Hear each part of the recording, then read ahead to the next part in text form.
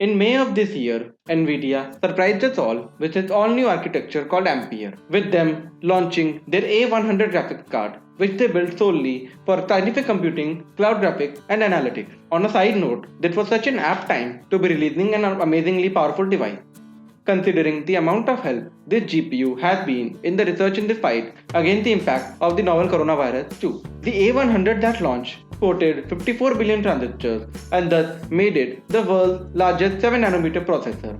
It literally was pushing the theoretical limit of what even was possible in the world of semiconductor manufacturing. It was the largest die the world has ever made and the largest number of transistors in a compute engine the world has ever made. The rumor mill then started churning, and speculation began as to the next generation of consumer chips would be the same Ampere chips, or would they be touting the previous Turing architecture that launched in 2018, which was in the 16 and 20 series chips, and then they dropped it bomb on us all out of a sudden. Even with all of the leaks indicating that Ampere was going to be super powerful, I was in no way ready for this. If everything that was said during the launch of the 30 series was true, we are truly in one heck of a ride now.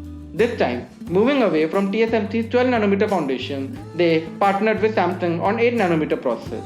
And the difference that they have created is so much more than what we saw moving from Pascal to Turing. For quite a few years now, we were seeing about 20 to 25 million transistors per square millimeters, but this time, with Ampere, they have reached to 60 million. And that is nothing. With that, the new RTX 3080 boasts of over 28 billion transistors, PCIe Express Gen 4, upgraded tensor cores, and yeah, double the CUDA cores compared to the RTX 2080. Oh, and also at just $699 US compared to where 2080 was at $1200 US. At the heart of this new GPU is an updated thermal design.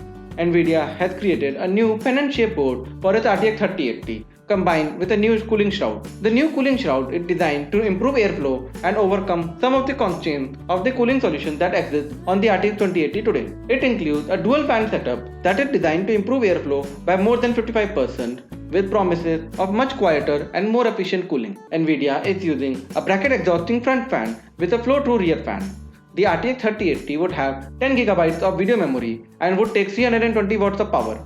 By the way, the RTX 2080 Ti just took 220 watts. Alongside the RTX 3080, Nvidia is also launching a cheaper RTX 3070 priced at $499 in October.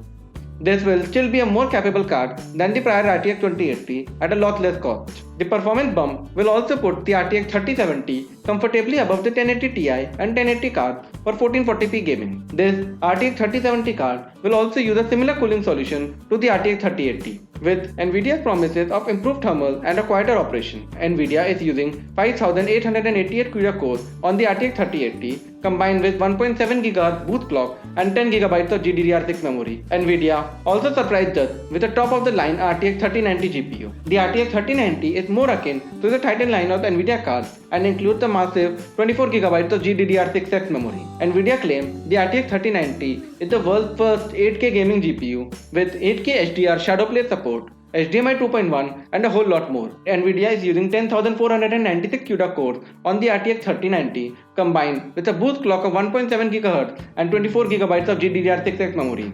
What even is going on? This is just mind-blowing as heck in the PC community. This would have gotten me thinking unless it was for the dates of their release. They are releasing these GPUs in October of this year, right in line with the launch of the Sony PlayStation 5 and Xbox Series X. That brings more sense into the argument about why the heck is even Nvidia getting so competitive in terms of pricing all of a sudden. The PlayStation 5 and Xbox both are going to be running on AMD platform this year, and Nvidia needs a big push in its own product if it would want the consumers in that budget segment to invest into the PC master race. And with these extremely competitive pricing and performance that would beat the console by a mile even at similar budgets, this seems like the perfect strategy for them to embark upon. Just like the PlayStation 5, the new graphics card by Nvidia has the ability to decompress data directly from an SSD attached to the system using direct storage.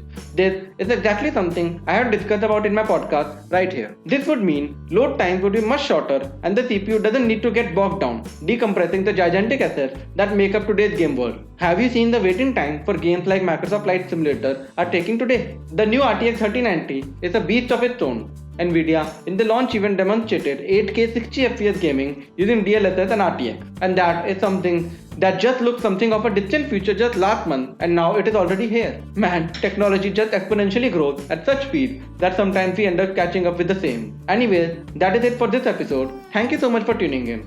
Do not forget to like and subscribe and click on the bell icon to be notified of the future videos. Goodbye.